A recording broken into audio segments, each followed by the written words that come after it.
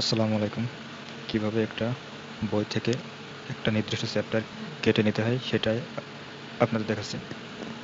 তো এখানে দেখেন এটা 234 পেজের একটা বই। তো আমি এখান থেকে চাচ্ছি চতুর্থ চ্যাপ্টারটা কেটে নিতে।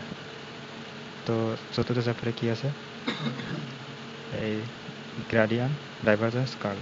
তো আমাকে প্রথমে দেখতে হবে এটা কত পেজ থেকে কত পেজ পর্যন্ত, মানে এই অধ্যায়টা কত পেজ থেকে কত পেজ পর্যন্ত। তো আমরা এখন সেটাই দেখছি। তো দেখেন এটা চতুর্থ চ্যাপ্টার, এটা 64 পেজ থেকে আমাদের কাউন্ট করা লাগবে। এটা 64 পেজ থেকে এটা শেষ হতে,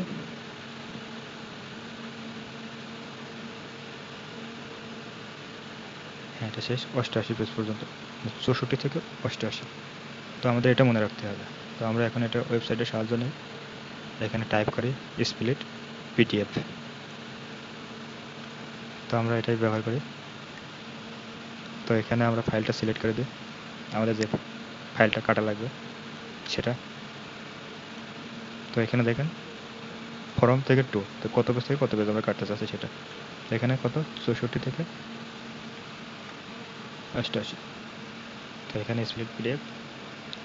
এখন এটা আপলোডিং হচ্ছে, একটু সময় লাগবে। হ্যাঁ আপলোড কমপ্লিট। তো আমরা এখন এই ফাইলটা ডাউনলোড করে নিই।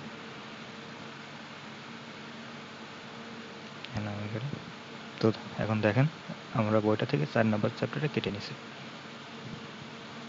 Thank you.